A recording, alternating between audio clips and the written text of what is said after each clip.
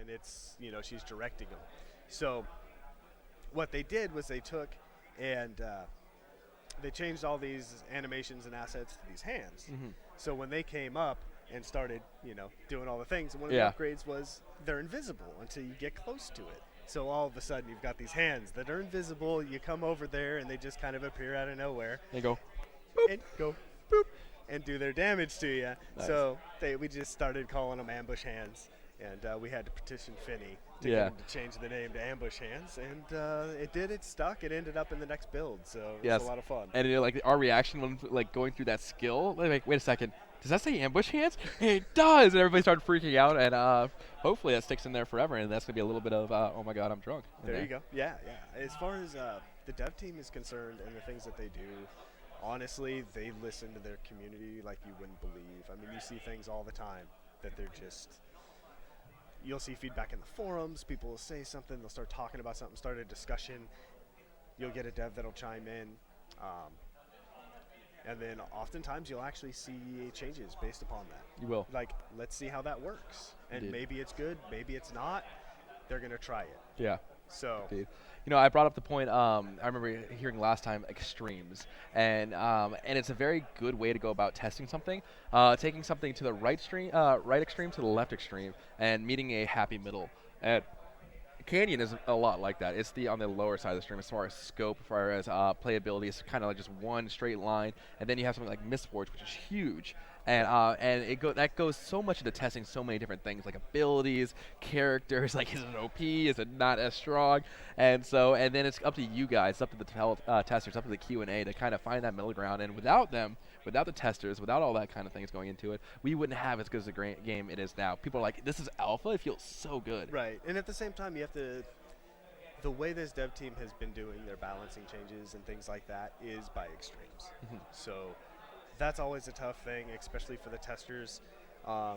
Just knowing, look, when we change something, we're going to change it to an extreme. Yeah. So we're going to take this thing that we think only needs a 20% tweak, right? But we're going to go ahead and we're going to tweak it 200%. Way more. All power to Fool. Way more than it needs to be changed, right? So change something up, increase its power by a ton, and you know what? Let's see how that affects it. And what that does, as far as the testing is concerned, is it makes huge issues more apparent. So, I mean, it could be testing a creature summon or how many hit points a creature has. Yeah. And it's like, okay, this creature is dying way too fast right now. So what happens if we triple his hit points? And then, like, just take it way, way over the top and triple the hit points. What does that do to they have match? They have that one character that's like, it feels kind of good. I Yeah. like it. And you're just like, oh, no. Exactly. Yeah, exactly. So, I mean, some of those things feel really broken when the players start playing it. But in the end, that sort of stuff it gives the devs a good idea of what's too much. Yeah. How much is too much. And then from there, we can kind of tweak things from there. And we need real games with real people to make it work. Indeed. So, as far as at this point in testing and everything like that, there's a lot of that happens to where players are like, well, this is unplayable. It's like, well, we kind of meant that to be unplayable, but not necessarily to that extent. Yeah. So my job's going to be like, hey, look, we know that this is really bad, but we want you to play this thing that's really bad. Yeah. So when we get it right, and we can tweak it to where it needs to be, it's going to feel really good. Yeah, for all the alpha testers who may or may not be out there, the reason why this build is so smooth is because of hours and hours and hours of testing. And I know people are really excited to get their hands on in the game. Please realize that for everything we bring to you guys are going to be kind of our first line of defense as far as testing. And I know Motiga really appreciate that, like you've said on multiple occasions. Definitely. And again, we're excited. They're bringing in crazy, nice, awesome, a little bit insane people like you to run things, and I'm just so excited, guys, for Motiga to hire ISOL. It's been a long, crazy trip, but I'm just so excited. It just shows really the testament of who they are as a company to take somebody from the company and bring somebody like you on. And now you guys are going to have that intermediary between developer and, of course, other great people in the community. There's a ton of great people that work there. And the rest of the community team is amazing. They're also extremely busy and spread extremely thin, especially with the ramping up of alpha that's been going on and things like that. There's just so many people out there right now. and there's so much feedback coming in that's absolutely great. That it's just they don't have time. They need more people to be able to keep up with it. So Indeed. hopefully I can help out with that, and then we can keep everything on track and keep us from getting overwhelmed. So keep the feedback coming. If you guys have any questions or anything like that for me, any concerns, and you are involved in the alphas or anything like that, let me know. I'll put some stuff on the forums and everything like that. It probably won't be for another week or two. Yeah. But yeah, I want to hear straight from you guys, because obviously that's what I do. That's what I'm going to be doing. Is basically working for you guys and working for Motiga at the same time. Nice. So I got this tightrope to walk down. Nice. So for everybody out there that has dreams or aspirations to be working in the game industry, there's so many different avenues you can take. But if you ever feel like you don't have any skills, it really speaks volumes that. Yeah, just look at me. Yeah. Oh, stop! Come on. I know where this is going. Oh no! I wasn't even gonna bring that up. Okay. That was for the okay. It speaks volumes that if you want to get into the thing you love, buy dinner and then take it out to a nice movie. No, doing something not as simple, but doing something as like a community aspect of the game. You don't have to be a shoutcaster. You don't have to be the best programmer. The game industry is so vast. If you want to be in the industry, you can do it. And just you did it. You're now there. You've got into it. I think that there's plenty of paths to get into the industry. Yeah. Sure. Is the one I took a good path or the best path? I'd say no, but it's obviously a way in, and it has worked for me. I always thought it would be cool to work in the industry, but I didn't actively pursue it wasn't, hey, hire me. Yeah. You can't do that. You do that, and you're just going to make people go crazy. Angry. So yeah, you drive people nuts. That's probably not a good way to do it, in my opinion. But that's me. So like I said, when Motiga approached me and said, hey, we want you to do this, first thing I said was, it would be amazing, but let's talk about it and let's figure it out. Let's make sure it's going to work. So cool. Awesome, and we decided to make it work. Awesome. That's so great. I'm so excited to see everything that you bring into the table. Do you have a Twitter? Are you going to be? I assume I do not have a Twitter right now. Is that something you're going to be having to? Will probably. Indeed, I feel like community people. I feel like I can't avoid that much longer. I'll have to make one work appropriate. All right. And we'll be good. It'll be work appropriate. Work appropriate. All right, guys. So whenever that does come out into fruition, I'll make sure to get that to you. So when you guys are able to give away that. Give that feedback, and you want to give that feedback, look for this guy, look for the other community people. They're really, really good, and I'm excited for you. It's gonna be a great change, but you got good things coming your way, and I really appreciate everything you're doing for the community, bud. Definitely appreciate it. All right, well, yeah, guys. There goes M.O. Potentially Hole, or M.O. Mo-hole. I kind of like that. It's just got this ring to it. Guacamole. Guacamole. Oh, no. Moly. Also known as what? Moly. Oh, I like it. That would be awesome. Moly. I don't know. We'll figure it out. We will. All right, guys. Everybody say a big goodbye and hello, and see you soon to M.O. Definitely. Thanks for having me, and thanks for the stream. All right, man. It's been great. Definitely do. See you soon. All right. All right. There it is, guys. Who is this Motigan? Oh, my God. You just missed the whole entire interview. All right. See you later, man. All right, you guys, if you're just joining us now, that was M.O. Hole. It's M.O. something because he actually just started. Hey, how you doing, bud? Good to see you. There's my other interview candidate actually just walking in now. But yeah, that's Don, also known as Don, and he's going to be working with the community. He's actually player relations, and what a great guy, guys. To have somebody like that in your corner is huge in the industry, and I can't stress that enough. He went from out of the industry into the industry by being connected with you guys, and it's really awesome. It really is. It speaks volumes, like I said, about how cool of a company Motiga is to recognize somebody that can be a great shining light. And you guys are going to be connected with him, and of course connected with the other community people, and just really just kind of hanging out with him and just being great. And remember, guys, if something breaks, scream at Don, and he'll take care of it, guys. All right, Moho. All right, that would be Thor's name. Mole. All right. Next up, guys, I have something very, very, very special. This is going to be my piece de resistance. I personally, I have a very, very close friend of mine, Sparkly Starburst, who is an audio director, and she's absolutely amazing. And I was given the opportunity to interview Motiga's audio director, and absolutely amazing. I really, we have a lot of good questions that I've come up with. And go ahead on here, buddy, and let's get you on stream. Hey, hey. Hey, how you doing, I'm bud? good. How are you? Good. Were you working the show floor? Yes. Motel, yes.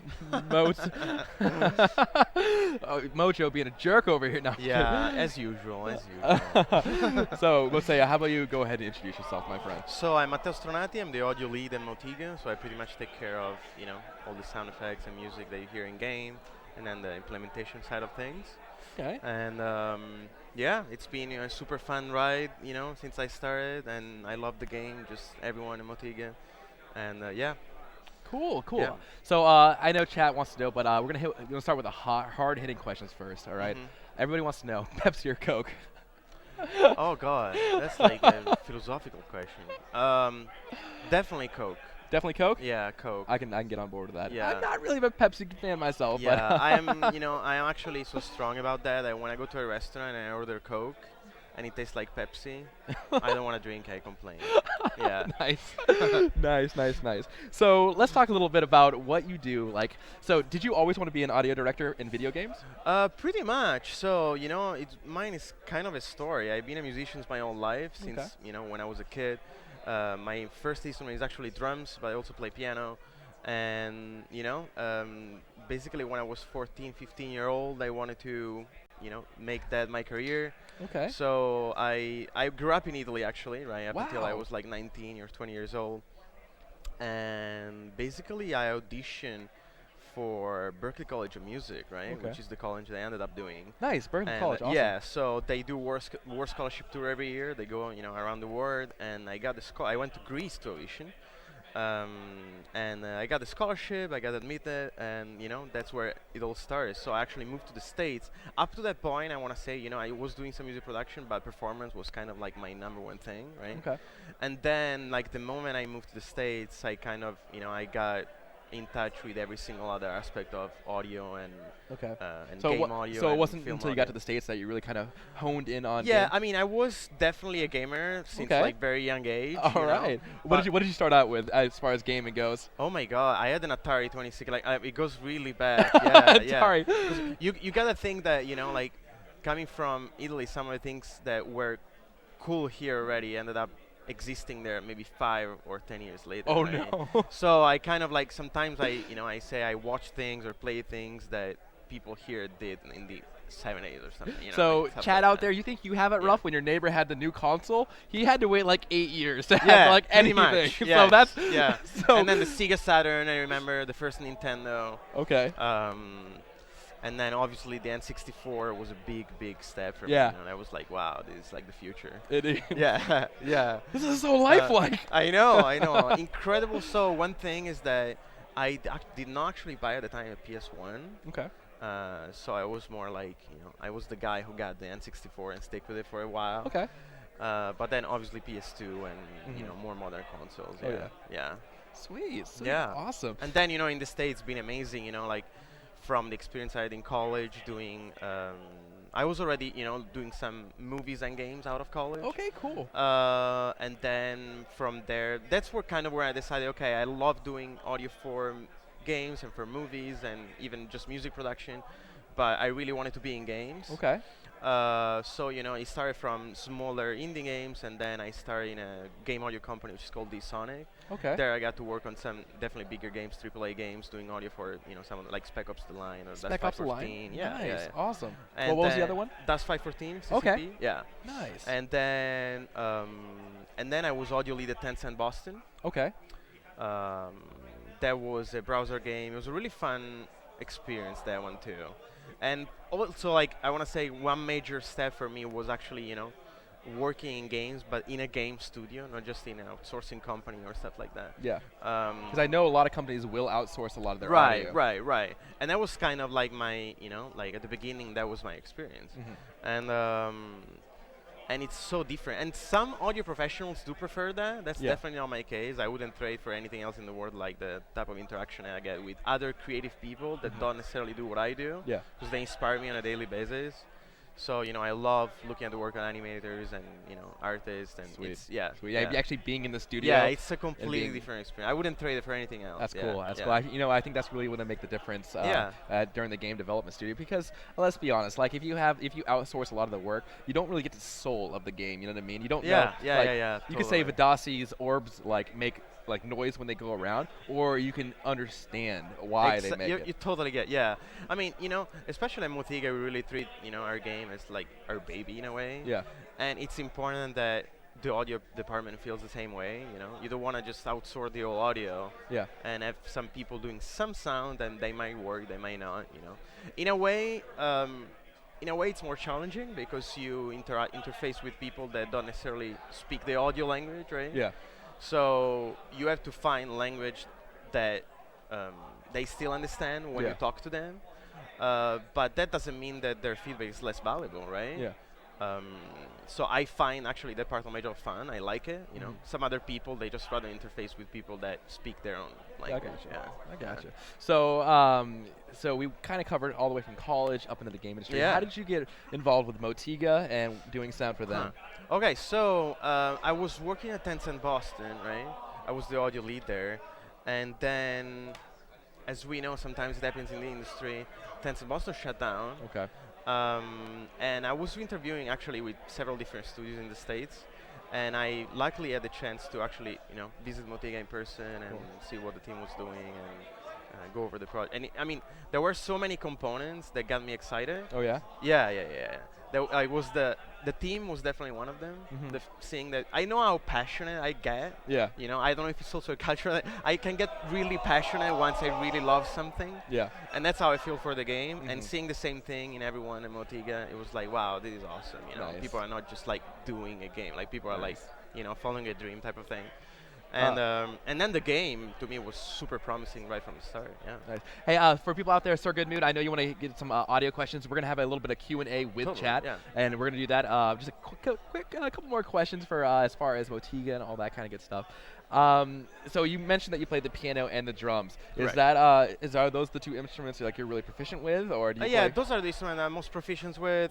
Drums even more, and then obviously I'm highly knowledgeable in music theory Yeah. about every instrument because I need to be able to compose for strings and brass and woodwinds and all these instruments. Yeah. And obviously electronic music, that's a Yeah. big part too. Huge part. Synthesizers and Absolutely all that huge stuff. part. Yeah. So getting into like more character sound, Right. character sound. Yeah.